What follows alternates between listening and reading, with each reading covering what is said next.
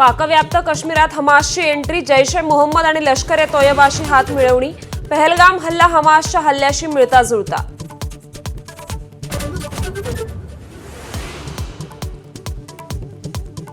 कंदाहार विमान अपहरण प्रकरणाचा मास्टरमाइंड राऊफ असगरच पहलगाम हल्ल्याचाही मास्टरमाइंड असल्याचा संशय, जैशच्या बहावलपूरच्या बालेकिल्ल्यात कट शिजल्याची माहिती।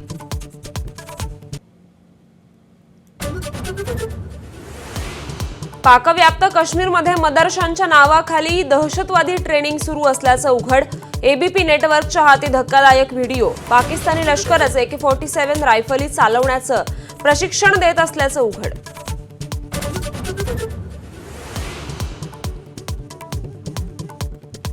पहलगाम हल्ल्याचा गुप्तहेरांनी आधीच दिला होता इशारा, श्रीनगर जवळील जबरवान भागात अनेक दिवस सुरू होतं सर्च ऑपरेशन, काही स्थानिक दहशतवादी पहलगाममध्ये पर्यटकात मिसळले असल्याची माहिती।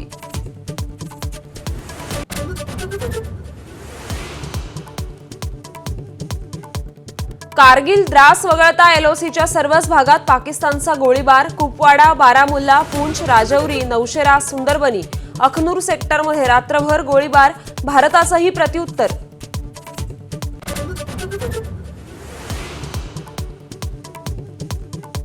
राजस्थानच्या श्रीगंगानगरमध्ये पाकिस्तान रेंजर्सच्या सैनिकाला अटक, भारतीय सीमेत घुसण्याचा करत होता प्रयत्न, BSF कडून अटकेची कारवाई, सध्या चौकशी सुरू।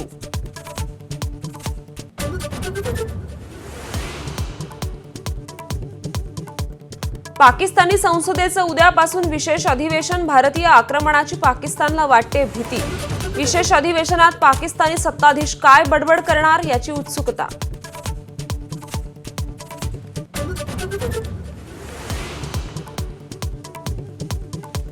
खासदार संजय राऊतांनी घेतली शरद पवारांची भेट, राऊतांच्या नरकातला स्वर्ग या पुस्तकाच्या प्रकाशनाचं निमंत्रण पवारांनी स्वीकारलं, पवारांची पुस्तकाची प्रत दिली भेट।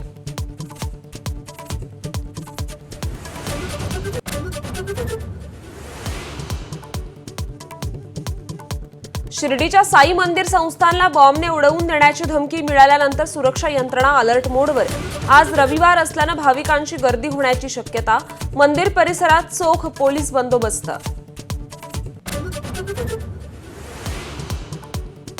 आज देशभरात नीट परीक्षा, वैद्यकीय प्रवेशासाठी महत्त्वाची चाचणी, दुपारी 2 ते 5 दरम्यान देशभरातील 5453 केंद्रांवर परीक्षा होणार, 500हून अधिक शहरांमध्ये परीक्षेचं आयोजन।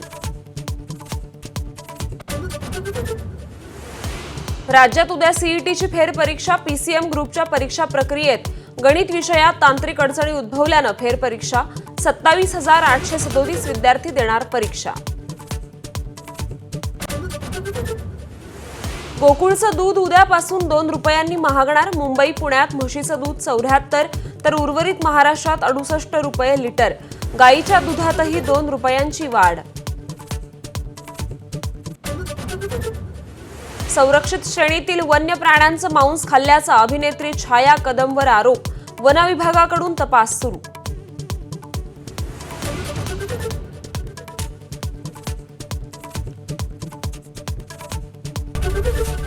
ABP माझा, उघडा डोळे बघा नीट।